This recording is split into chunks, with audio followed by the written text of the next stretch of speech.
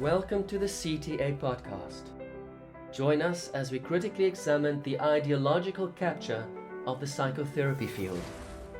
Here we discuss better, common humanity proposals for a fairer society. Our discussions are thought-provoking, and our guests are from diverse backgrounds, bringing unique perspectives to the table. This is the CTA podcast with your hosts, Jaco and Christine Siefen. Welcome to this CTA podcast again, Critical Therapy Antidote, with myself, Jaco and Christine Siefen, and we're back with our guest, Dr. Lucas Klein of Real Clear Podcast. It's a podcast that I still highly recommend. Welcome, Lucas, and thank you for joining us again. Good morning. The pleasure's mine. Thanks for having me. Yes, it's morning on your end. It's afternoon on our neck, in our neck of the woods. So you guys are still fresh and ready to rumble. All right. So in our previous episode, we discussed the executive summary and we elaborated a bit on it. And maybe I can just give a brief synopsis of what we discussed previously, and maybe we can go over to chapter 1. I will summarize that and we will elaborate on chapter 1, and as time permits we can go over to chapter 2, and Christine, you can take the reins over there. Okay. So I think it is fair to say that from our first discussion and with the introduction of our topic and discussing this report, it was clear that the researchers took systemic racism to be the single narrative, the single lens through which they interpreted all their data. They said systemic racism is ubiquitous, and that is their trump card. That is their joker card that almost gives them free rein, permission to just interpret through this one single lens. The data isn't questioned using any other theoretical frame. It is used to see how this central assumption is confirmed. And the assumption is that systemic racism is ubiquitous also in American psychoanalysis. And then we elaborated on it. We saw how in their approach, there's this violation of a central tenet of psychoanalysis, namely that according to psychoanalysis, mental health is seen in a person's ability to mentalize, namely to appreciate that what you experience isn't necessarily the thing in itself, that there is something called an external reality, that everything cannot be arranged around the pleasure principle. There is a reality principle. And instead of helping people integrating the demands of the reality principle, we see this tendency, namely to gratify patients also in this report, in that they draw a direct line between a person's perception and what we conclude to be actual reality. Is that a fair summary of the executive summary? That sounds fine. And I would also add that you say that they don't entertain alternative hypotheses about what the data means, but there's also the problem of the data not being data. It's simply sequence and permutations. And again, They don't report to us what their methods really are, whether they're using any one procedure or another. We don't know if these are parametric statistics. We don't know if these are normal data. We don't even know the sample size. So the data isn't clear that it's data. And one basic tenet as well. Since last we met, Ibram Kendi has become a centerpiece in recent news. And for anyone who doesn't know, he is really synonymous with the anti-racism literature and movement. He wrote the book How to Be an Anti-Racist, where he postulates that there are two ways of going about policymaking and reacting to public events. There is a racist way, and there's an anti-racist way. Just two options, folks. Okay. And he also proposes that the way to balance against previous discrimination, historical discrimination, is current, present discrimination, essentially against whites. Well, what's happened? He started up the Center for Anti-Racism Research quote unquote, at Boston University in 2020, right as in the midst of our national psychosis. And they received somewhere between $45 and $55 million in funding, including $10 million directly from the former Twitter CEO, Jack Dorsey. And they produced a whopping 2 papers over the last 3 years with $45 to $55 million.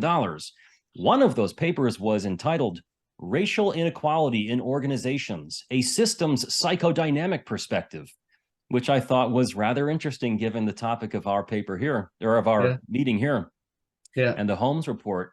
And here again, this is a paper that postulates that racism is at once everywhere and nowhere, meaning that once you try to distinguish it in any sense, you can't do so, but that may be clear evidence of its evasiveness.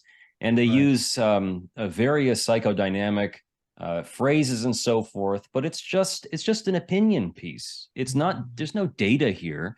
And his research institution is now under investigation, thank goodness, by Boston University. And they're laying off most of their faculty and staff. And it's really an emperor has no clothes situation.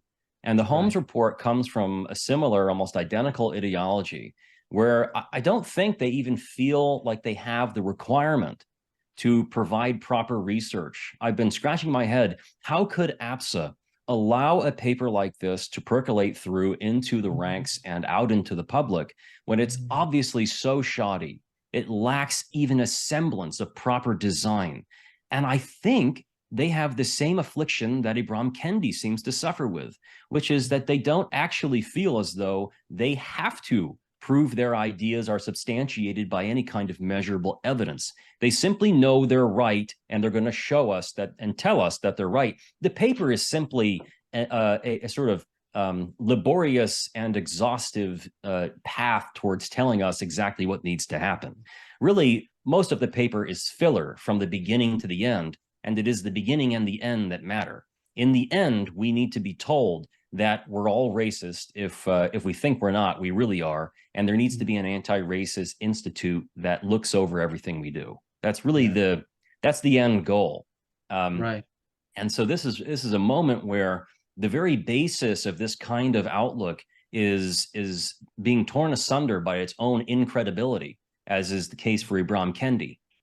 So chapter 1 is pretty much an elaboration of the executive summary. So on page 21, they say that they want to see greater diversity and equity. Well, that is significant. So diversity, in other words, what they mean is more minoritized groups need to populate psychoanalysis in North America. Now, it is an interesting use of language there, minoritized groups. And we need to appreciate that the critical social justice people focus on language. They do things deliberately. They hardly ever do things just thoughtlessly. So minoritized means that these minority groups are being placed into minority position. It's always the environment, the oppressive environment, that places them into minority positions. It is hardly ever their own self-selection, grouping, and group formation dynamics that around certain minority identity markers that have resulted in their being classified as groupings and minority groupings by implication. And then equity, we know what equity means. That means the social engineering to ensure the equality of outcome. So what that means is that certain groups would be restrained from certain progress, while standards among others would be lowered so that other groups would advance more quickly. And that disparities in outcome only has one explanation, namely structural racism.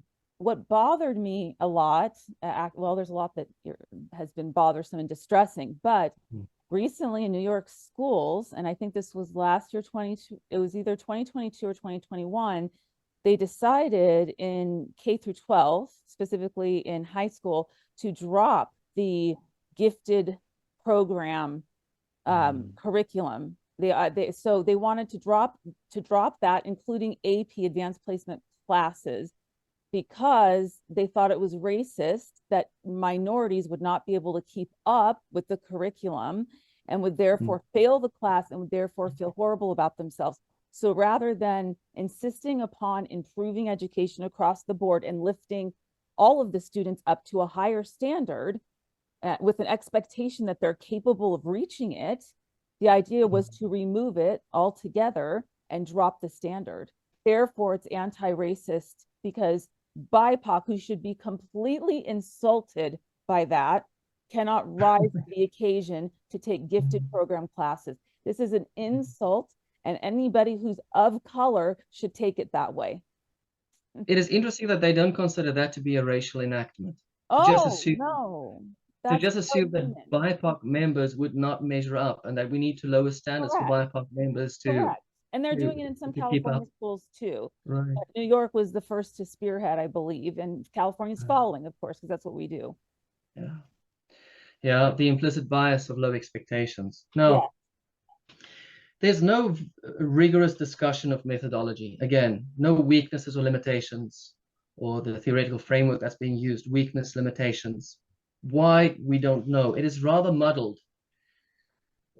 Lucas, you said that we're uncertain as to the sample size. They do mention something about the subjects to this study, and they mentioned that 7,400 were invited, and about 1,900 responded saying that they would take the survey. So that is 25%. So with self-sampling, one need to keep in mind that people who responded to this would possibly have strong feelings around the issue.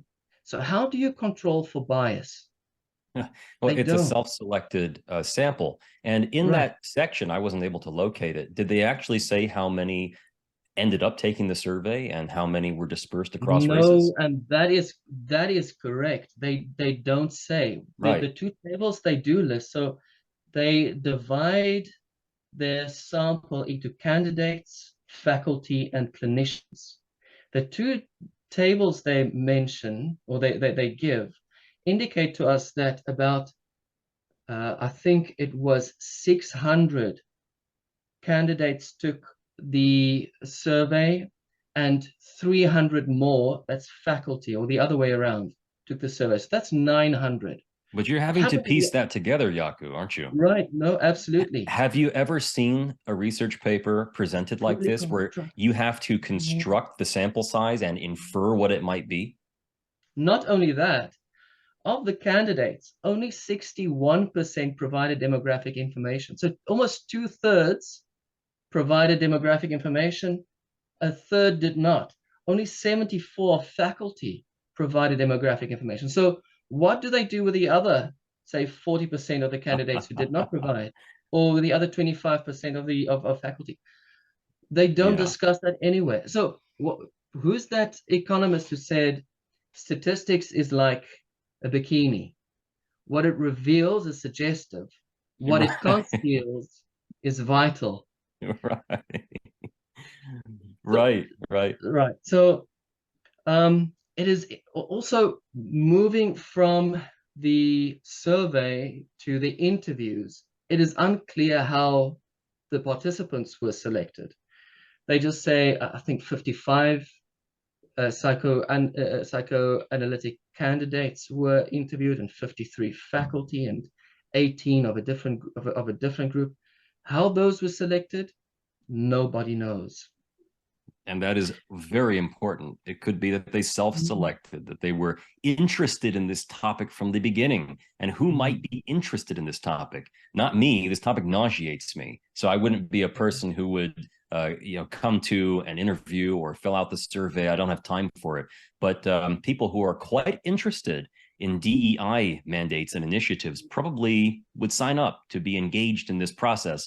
And it would seem to me that a reasonable research question would be, to what extent are those people engaging with the questions in a bent direction?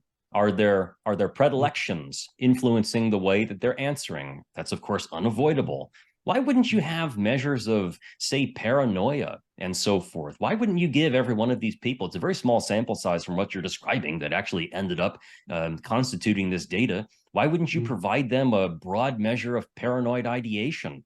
If so long as you're interested in what's actually happening in their experience versus what might be distorted as a sort of the world is doing this to me, a reasonable research question might be, does paranoid ideation mediate the relationship between experience and actual racist enactments?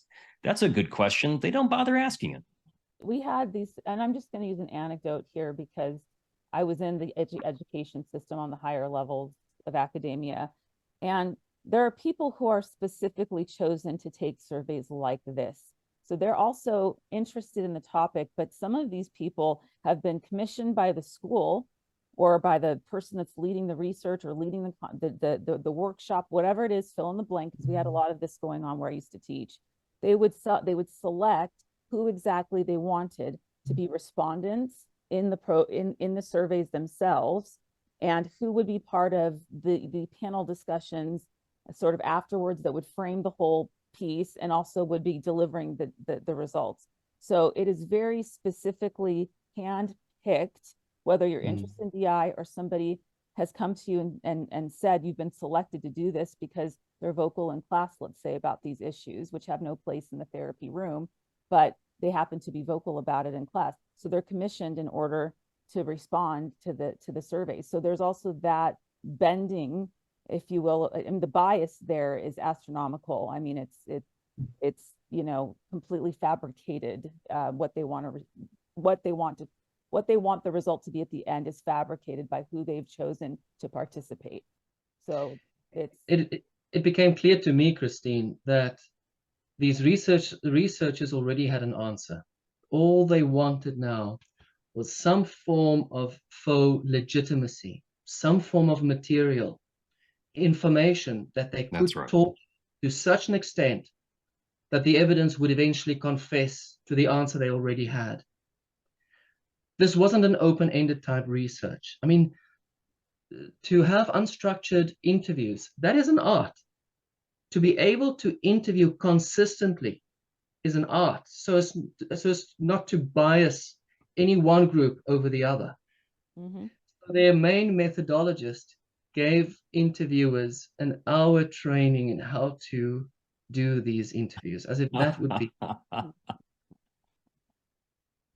which is similar to the sheet of paper I received that had hints as to what acceptable answers would be during the admissions process of accepting students, what suggested responses from the interviewees. Oh, goodness. You know, to distill this down to a basic point, one would think that if you were going to accuse your entire body of colleagues of being white supremacists and racists, that you may want to do so only at the tail end of a Loctite perfect research paper. They don't even bother. This is Cobb job. This is frankly pathetic. And it just shows their brazen sense of entitlement to push an ideology on well-meaning good professionals. And all analysts listening, if you're an APSA member or you're an analyst anywhere on the globe and you're listening to this, you should be offended. You should be nauseated by this. You should rebuke this ideology. Yeah, and apparently this research has cost APSA already $200,000 and counting. In the form of? Well, membership fees. That was. Yeah, I'm likely going to exit APSA as a result of this. I want to point out a contradiction. Look at this. So on page 32, it says, many psychoanalysts see racism as an individual phenomenon rather than as a group-level phenomena, giving unfortunate primacy to individual reactions based on guilt and shame. This individually oriented perspective is an impediment to flexible problem-solving and critical understanding of the systemic manifestations of racism. So here they criticize the individual focus of racism. But on page 9, they discuss systemic racism. And down at the bottom, they say, these structural elements of racism are embedded in individual psyches and institutional practices and can be ubiquitous, operating outside the conscious awareness of the individual or institution carrying or practicing systemic racism. So which is it? Do we consider the individual or not? The one moment they acknowledge the involvement of the individual, the next moment they say, they discredit that. They say, no, we don't focus on the individual. There's no internal consistency to this theory or a paper. And so you're exposing things that are well, quite striking. Racism is everywhere at all times. And as I was mentioning to Christine prior to the meeting, there's a problem of internal discriminant validity there. If racism is everywhere, it's nowhere. Yes. Right. Because it's non-falsifiable. That's right. It's a Kafka trap. It's a Kafka trap. It's either there or you deny it. Your denial is proof of it being there. So absolutely. The report is still very verbose. It's very repetitive, very vague and fuzzy. It's very unorthodox. Even the researchers use some of their own reflections. And what did they also use? Listserv entries as evidence that they worked into this research. I mean, that's so unorthodox. That just shows you lists of entries. Listserv entries. That was part of the evidence base that they entered into drawing their conclusions. And they pretend to be principled and concerned. They say, for instance, that psychoanalysis is devitalized because of the ubiquity of racism. Devitalized according to words, don't they? They love words. They love words. If you want to see devitalization, go to institutions and organizations who've implemented critical social justice tenets into their structure, into their policies, and you see demoralization, chilling effect. You see the removal of just this natural spontaneity among people because it's such a toxifying ideology. Then you'll see devitalization. In fact, many organizations have been destroyed because of critical social justice. If you want to see devitalization, implement the recommendations of this report. You're in big trouble. Psychoanalysis, North America, is in big trouble. Look, these people, they are unbearably frustrated. You can see it. And they can't wait to strike and enact their sadistic execution of destructive retaliatory envy. And the way it sounds to me like it is their time to draw blood and they're here to claim it. So well put, Jaco. Yeah. What do you think is going to happen to American psychoanalysis in the future? Well, I think a schism is imminent. At some point, you need to draw a line, and it is just so strange. These are psychoanalysts. These are people who should understand human nature. You should know how far things would have to go beyond which you would call it quits and say, no, I won't be tolerating this any further. We won't be tolerating this any further. So where are the deal-breaking issues? Where's the line drawn in the sand saying, when you cross this line, we don't have a deal anymore. We call it quits. Is there a line like this? If there isn't, let me tell you, these destructive elements will consume and cannibalize psychoanalysis. Psychoanalysis is on its way out if someone's not going to draw the line and say, enough of this, enough of this. We will not bend over backwards, feeding your envious greed ad infinitum. We need to preserve some of this. And I think the sooner they call it quits and the sooner they decide, look, you go your way, we go our way, the less will be destroyed. I don't think that's going to happen. Well, I think it's going to die. I think your other will take care of that.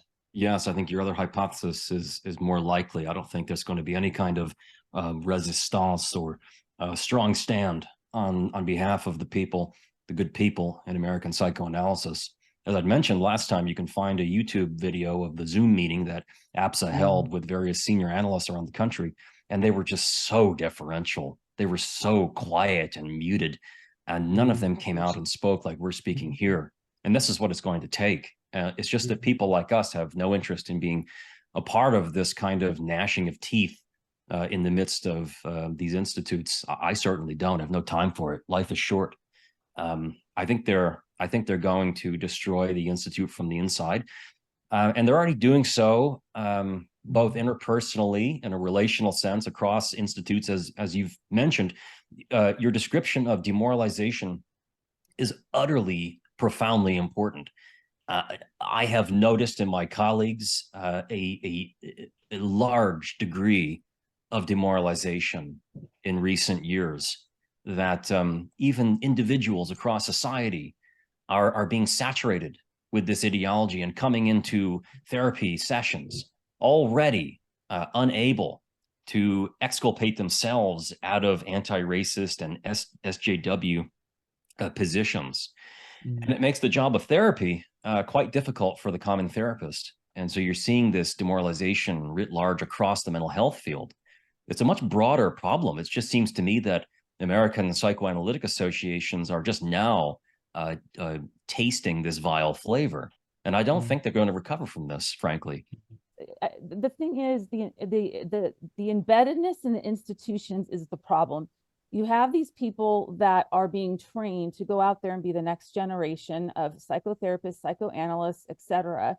And the fact is, they're being taught, right, about all of this critical social justice and about how they are all, you know, the racism and anti-racism and whatnot. Those people that are being taught are taking all of that with them and going out into the community and practicing. I mean, I've shared this story before on a different podcast about a good friend of my husband's who actually went to therapy because he was having, you know, some issues, etc., was open-minded about it. And the first thing that, you know, his therapist, who is a white woman, by the way, and he's a white man, first thing she says to him is, the reason you're having all of these struggles is because of your inherent white privilege and your refusal to acknowledge your white privilege. So guess what happened to him? Did he continue? No, he threw the entire field, which I don't blame him. I might have done the same thing had I not been educated in this for quite some time now. It's been my, you know, career for 20 years. But he threw it all out the window and said, I'll never go back to one again because I'm not going to go through that again. That's it. So how many people are actually speaking out? That's number one. Who's listening is number two. And number three, how many actually believe it because they're being trained to believe it? And then that is entering the room in their sessions. That's a great point. Let me draw out a section from this paper around page 20 that really highlights the viciousness of the paper and of the people who are writing it. I'm going to read something. The current tension about race in American psychoanalysis has important historical precedents.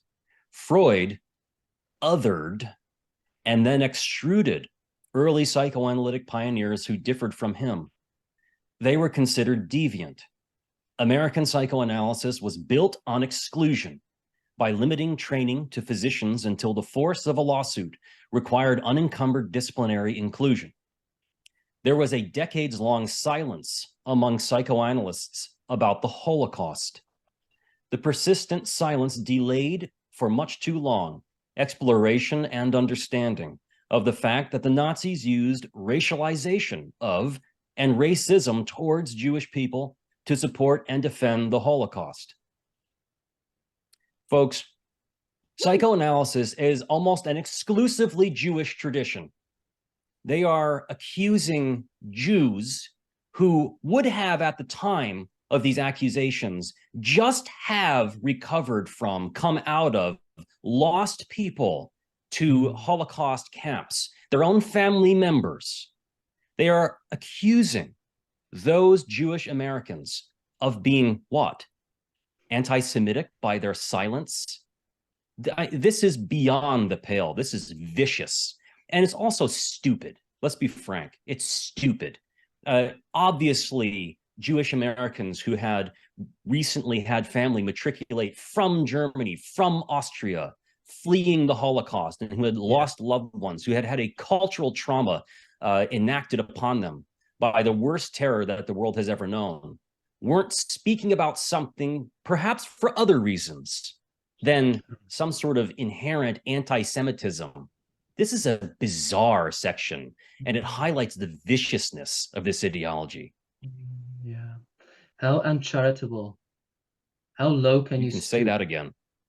How low can you stoop that you're so engulfed by your own vicious enviousness that the only way you could interpret something like that would be to the gratification of your own sadistic pleasure and the confirmation of what you expected, purely based on the other person's race. This is envy on full display.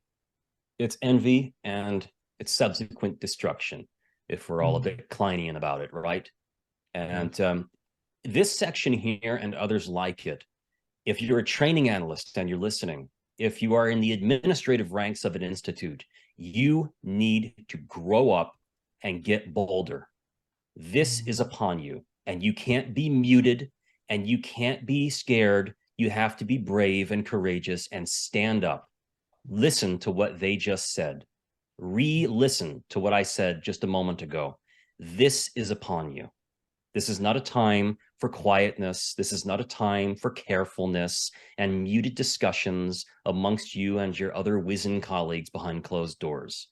If you don't come out and stand up against this, your profession is over. You know, it came into a conversation I had with somebody very recently about why I left the position I left and why I didn't stay and fight from the inside.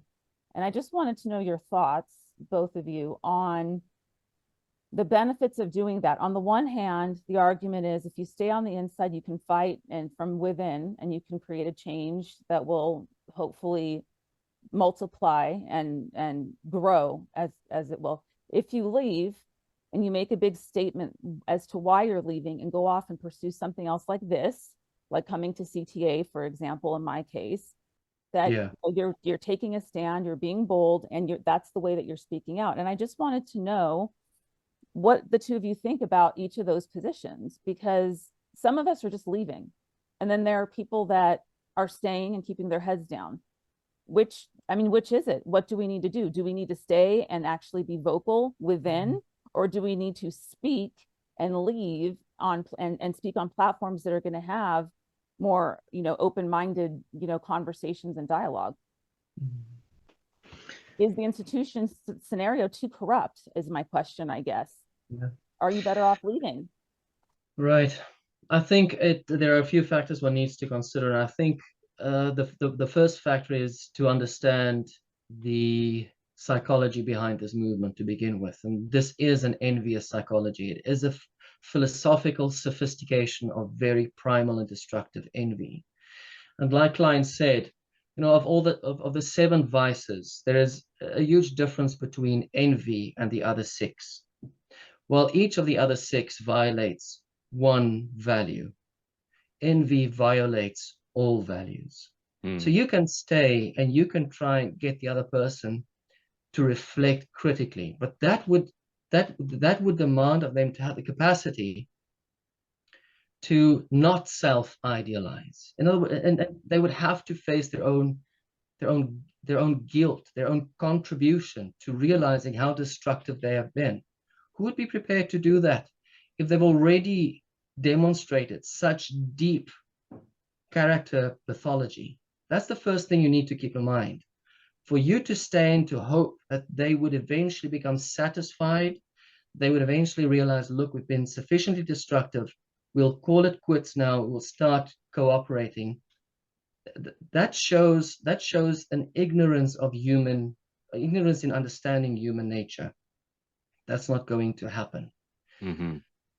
The other thing is, sometimes one needs to make a call, considering what is still left in terms of resources that you have to offer. You could commit to supplying these organizations with your resources. There's no guarantee that your resources will be implemented in a constructive way. So you need to make a call as to whether you'd much rather keep your resources that could be saved, that could be used elsewhere, and maybe just channel it there, maybe reorganize and reestablish certain parallel structures to which you could actually invest your resources, where there wouldn't be these destructive, envious processes at play. Well stated. Gosh, if you're listening and you are a part of an institute and you're wondering whether you should leave or stand up and say something, ask yourself, what are the costs of standing up and saying something? And what are the costs of staying silent and turning tail? You might find that it's in your best interest to leave and to simply join another organization where there are kindred spirits, like the people on this panel here. My own position is I'm not afraid to say anything I'd like in the face of this kind of brazen, frankly, bigotry and pseudoscience. And so that's my own tact. I think that we're in a position now, a moment in time, where one of the greatest gifts to Western civilization, Freudian psychoanalysis and its followers, is being literally destroyed in front of us. The basic tenets of analysis, that the intrapsychic and its mingling with the external is the frontier upon which analysis dances, is being totally destroyed and being replaced with positionality. So now people are coming into, that's what the social justice warriors seek to supplant analytic concepts with. It's no longer individual in world, it is, and with a unique history that unfolds across time and across relationships. It is no longer that. It is each person tied to every other person who looks like them, in combat with and in contradistinction to others who look dissimilar. That is positionality, that they seek to inject that into every analytic scenario, is really a neo-Marxist influence into the field that sought to emancipate individuals from neurotic suffering. You're at really a point in time where you're going to lose everything that has been fought for. It's a regression to primitive states of being. It is anti-Freudian, and I don't think they make any bones against what I've said. I think they would agree. They would just view themselves as righteously doing what I'm saying I find repugnant. So what do you do? That's up to you, folks. You either fight or you don't. It may not be worth your time. It may be nauseating. You might think this is simply a ship that's already sinking, and why go down with it? It's fine if you believe that. I also think it's going to take all of us speaking right out loud in a sober and judicious manner in order to preserve elements of Western civilization that are very special and highly valuable. So I hope everyone listening will join in and say something of their own accord to fight against this.